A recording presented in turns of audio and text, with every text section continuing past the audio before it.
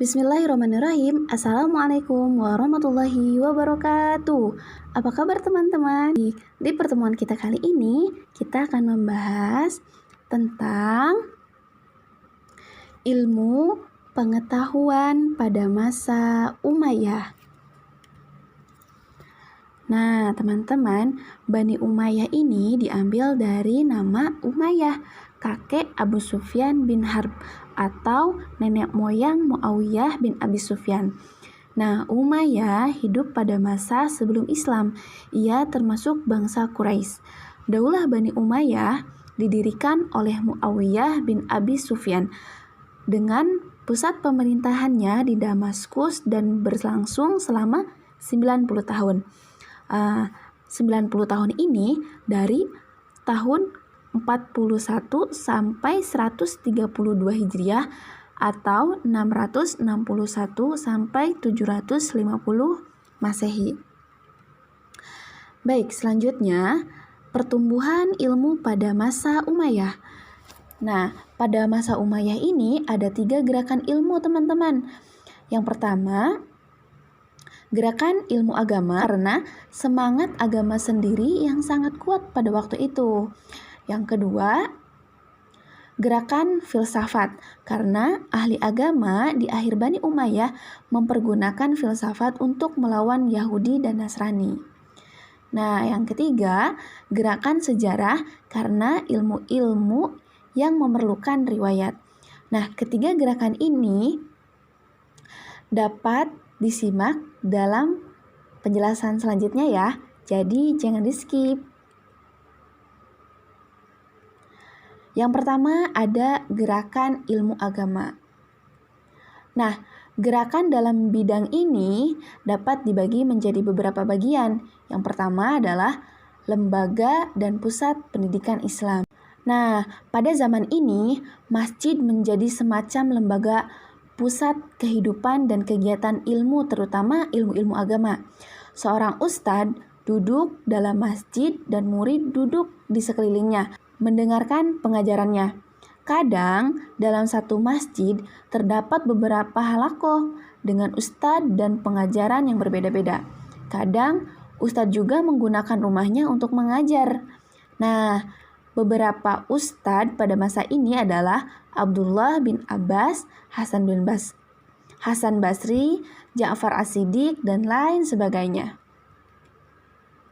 Selanjutnya, materi bidang ilmu pengetahuan. Nah, ilmu-ilmu agama yang berkembang pada zaman ini dapat dimasukkan dalam kelompok al-ulum al-islamiyah, yaitu ilmu-ilmu Al-Quran, hadis, fikih, tarikh, al-ummul lisaniyah, dan ilmu jugrafiyah. Nah, ilmu-ilmu agama Islam yang tumbuh dan berkembang pada masa Daulah Bani Umayyah antara lain yang pertama adalah ilmu qiraat. Nah, ilmu qiraat ini adalah ilmu cara membaca Al-Quran. Orang yang pandai membaca Al-Quran disebutnya apa? Qura, ya, atau qari. Pada zaman ini pula muncul 7 macam bacaan Al-Quran yang terkenal dengan qiraatus sa'bah yang kemudian ditetapkan menjadi dasar bacaan. Nah, yang kedua ada ilmu tafsir. Nah, ilmu tafsir ini adalah ilmu yang berusaha memberikan penafsiran terhadap ayat-ayat Al-Quran dengan tujuan untuk menghasilkan hukum dan undang-undang. Nah, ahli tafsir yang pertama yaitu Ibnu Abbas. Nah, Ibnu Abbas ini adalah seorang sahabat terkenal yang wafat pada tahun 68 Hijriah. Menurut riwayat yang mutawatir, beliau adalah orang yang pertama menafsirkan Al-Quran dengan cara riwayat dan isnad. Ahli tafsir lainnya adalah Mujahid yang wafat pada tahun 109 Hijriah dan ulama Syiah yaitu Muhammad Al-Baqir bin Ali bin Husain. Oke, ilmu yang ketiga adalah ilmu hadis. Ilmu hadis berfungsi untuk membantu dan memahami ayat-ayat Al-Quran. Selanjutnya adalah ilmu nahu. Ilmu nahu yaitu ilmu tentang perubahan bunyi pada akhir kata yang terdapat di dalam Al-Quran. Nah, pengarang ilmu Nahwu yang pertama dan membukukannya seperti halnya sekarang yaitu Abu Aswad Ad-Dauli yang wafat pada tahun 69 Hijriah. Nah, beliau belajar dari Ali bin Abi Thalib sehingga ada ahli sejarah yang mengatakan bahwa Ali bin Abi Thalib adalah bapak ilmu Nahwu.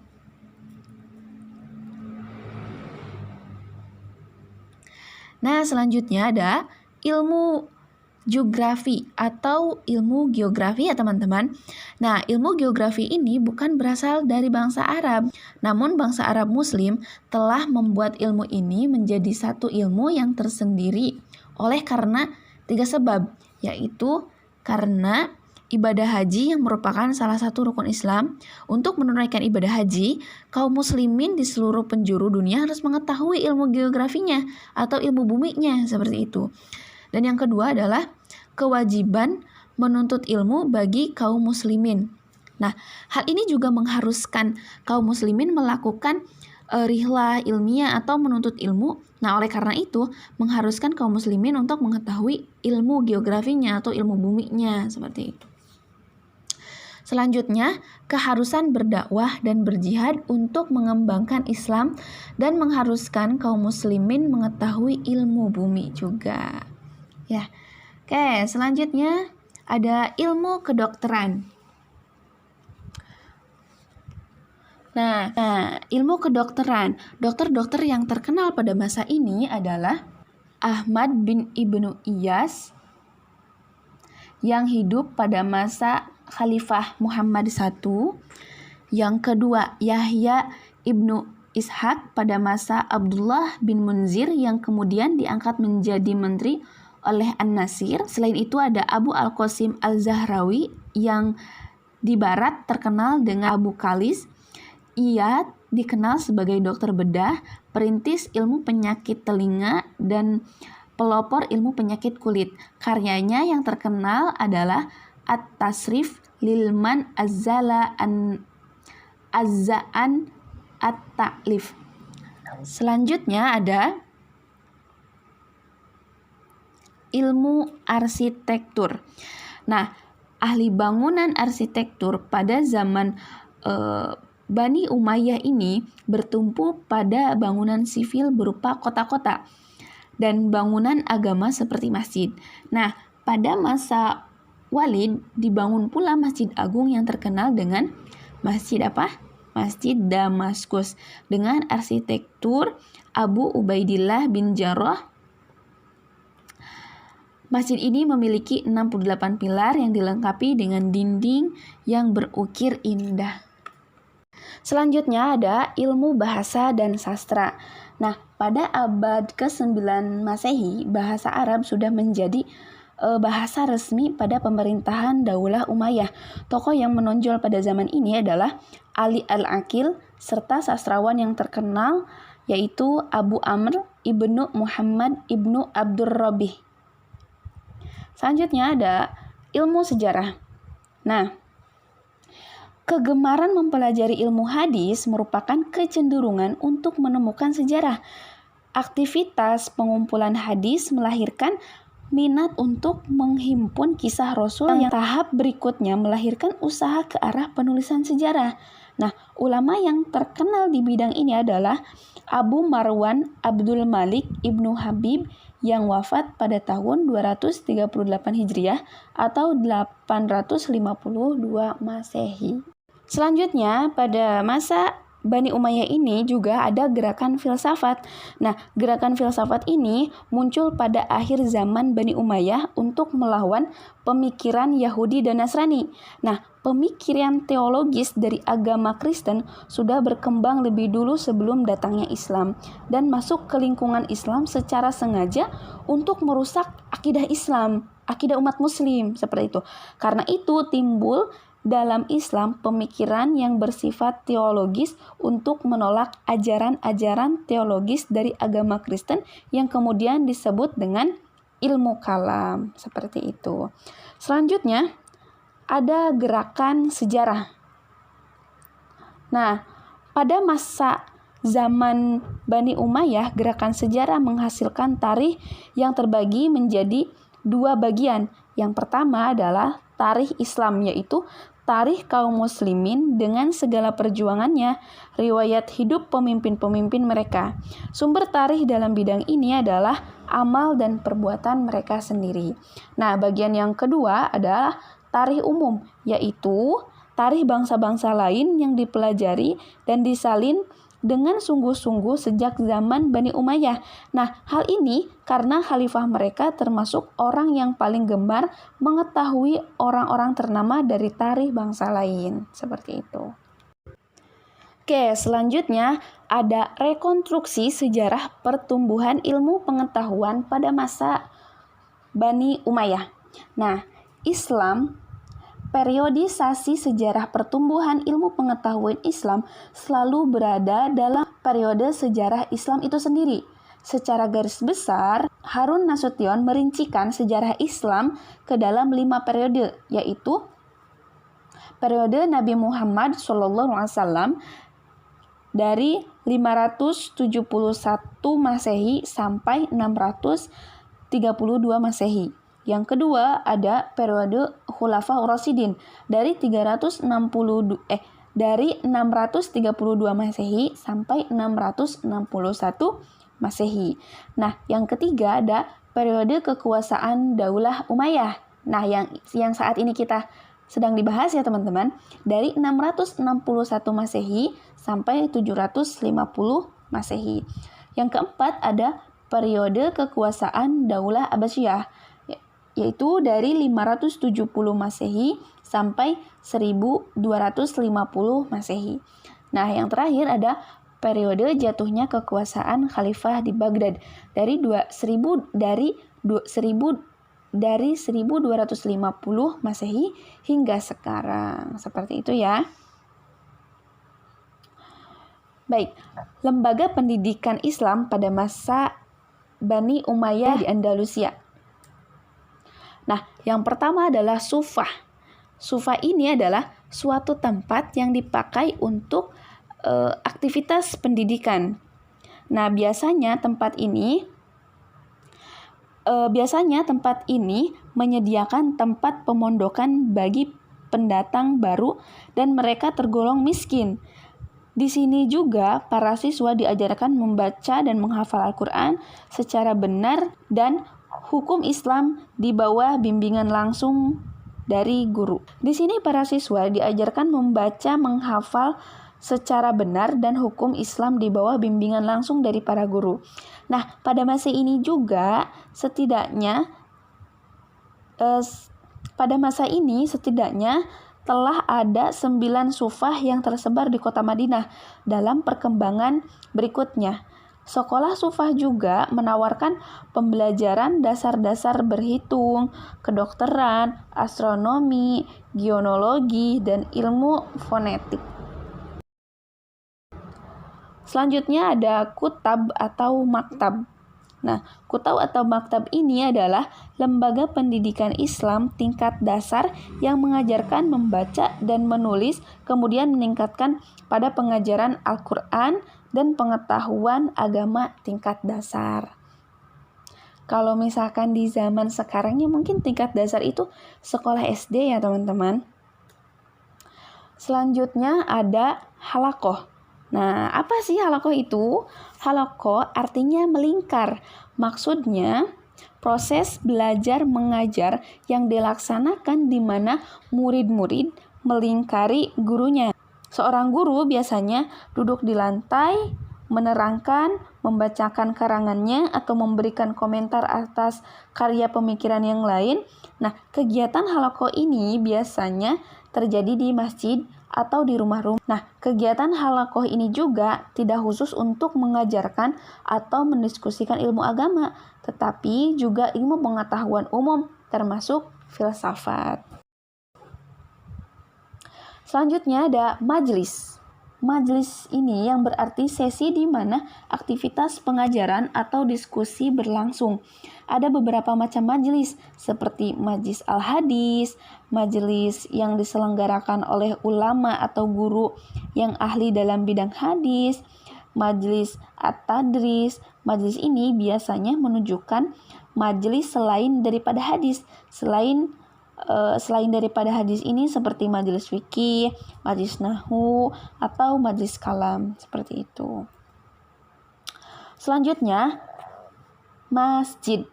Nah, semenjak berdirinya pada masa Nabi Muhammad SAW, masjid telah menjadi pusat kegiatan dan informasi berbagai masalah kaum muslimin, baik yang menyangkut pendidikan maupun sosial.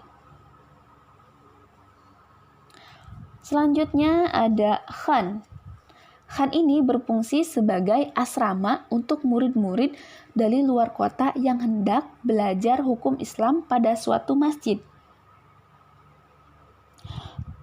Seperti khan yang dibangun oleh Di'lij bin Ahmad bin Di'lij di Suqait Galib dekat makam Suraij. Di samping fungsi itu, khan juga digunakan sebagai sarana untuk belajar privat. Seperti itu. Selanjutnya ada badiah. Apa itu badiah? Nah, secara harfiah badiah ini artinya dusun Baduy yang di padang Sahara, yang mana di situ terdapat bahasa Arab yang masih fasih dan murni sesuai dengan kaidah bahasa Arab. Ya, mungkin ini badiah ini sering dipakai untuk kursus bahasa Arab seperti itu ya, untuk belajar bahasa Arab.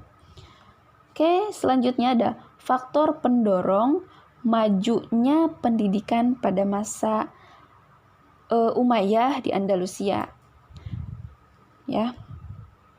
Beberapa faktor yang menyebabkan majunya pendidikan Islam pada masa Bani Umayyah ini di Andalusia antara lain, yang pertama ada dukungan dari penguasa. Ya. Kemajuan Andalusia Islam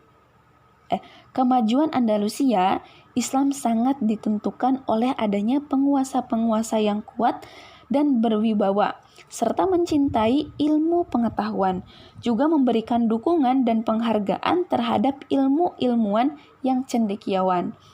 Nah, faktor yang kedua, didirikannya sekolah-sekolah dan universitas-universitas di beberapa kota di Spanyol oleh Abdurrahman dan An-Nasir dengan universitasnya yang terkenal di Cordova, seperti bangunan dan perpustakaan yang memiliki koleksi buku-buku yang cukup banyak. Banyaknya para sarjana Islam yang datang dari ujung timur sampai ujung barat wilayah Islam dengan membawa berbagai buku dan bermacam gagasan. Nah, ini menunjukkan bahwa meskipun umat Islam terpecah belah dalam berbagai kesatuan politik, terdapat apa yang disebut kesatuan budaya Islam. Yang terakhir adalah adanya persaingan antara Abbasiyah di Baghdad dan Umayyah di Spanyol dalam bidang pengetahuan dan peradaban. Kompetensi dalam ilmu pengetahuan dengan didirikannya Universitas Cordova yang menyaing Universitas Nizamiyah di Baghdad yang merupakan persaingan positif, tidak selalu dalam bentuk peperangan ya. Selanjutnya, konstruksi pertumbuhan ilmu pada masa Bani Umayyah bagi kehidupan masa kini. Nah, dari uraian di atas, dari uraian yang tadi dapat kita ambil beberapa pelajaran yang dapat kita gunakan sebagai konstruksi dalam upaya peningkatan dan kemajuan pendidikan kita pada saat ini. Yang pertama adalah lembaga pendidikan Sufah sebagai tempat yang dipakai untuk aktivitas pendidikan. Kalau mungkin di zaman sekarang itu sekolah-sekolah ya, sekolah dasar, SMP gitu ya. Biasanya tempat ini menyediakan tempat pemondokan bagi pendatang baru dan mereka tergolong miskin. Di sini, para siswa diajarkan membaca dan menghafal Al-Quran secara benar dan hukum Islam secara pelajaran, dasar-dasar berhitung, kedokteran, astronomi, genealogi, dan ilmu fonetik. Nah, di Indonesia juga diperlakukan lembaga pendidikan yang memiliki fasilitas seperti SUFA tersebut, agar tidak hanya warga masyarakat yang mampu saja yang dapat menganyam pendidikan, tetapi warga yang kurang mampu juga dengan bantuan dari pemerintah mampu mendapatkan pendidikan yang layak. Selain itu, dengan adanya pemondokan dan pengajaran Al-Quran serta pelajaran umum yang lain dapat lebih dimaksimalkan potensi-potensi mereka. Seperti itu ya. Tidak hanya dalam pengetahuan saja, namun juga dalam akhlak mereka. Selanjutnya, konstruksi yang kedua dapat diambil dari faktor pendorong kemajuan pendidikan pada masa Umayyah di Andalusia, yaitu kerjasama yang harmonis antara penguasa, hartawan, dan ulama hingga dapat membawa kemajuan yang besar dalam pendidikan. Kesadaran kemanusiaan dan kecintaan akan ilmu pengetahuan yang dimiliki oleh pendukung ilmu dan juga merupakan faktor penting sebagai penggerak sehingga mereka mampu memberikan dukungan yang maksimal. Peran pemerintah dalam memperhatikan pendidikan dengan mendirikan sekolah-sekolah, perpustakaan maupun lembaga pendidikan yang semuanya ditanggung oleh pemerintah dan menyebar sejak dari kota-kota hingga ke desa-desa sehingga hampir tidak ada seorang pun penduduknya yang buta huruf. Nah, pemerintah juga memberikan subsidi terhadap pendidikan, yakni dengan murahnya buku bacaan, juga memberikan subsidi kepada makanan pokok, serta beasiswa bagi murid yang tidak mampu. Hal ini dapat kita diterapkan di Indonesia ya teman-teman, sehingga pendidikan kita juga akan lebih maju apabila pemerintah dan para pendukung ilmu bekerja sama menciptakan perubahan yang besar sebagai upaya memaksimalkan mutu pendidikan di Indonesia.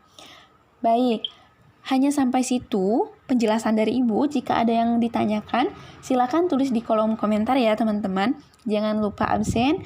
Nah, untuk absennya Ibu kirimkan di WhatsApp group seperti itu. Terima kasih. Wassalamualaikum warahmatullahi wabarakatuh.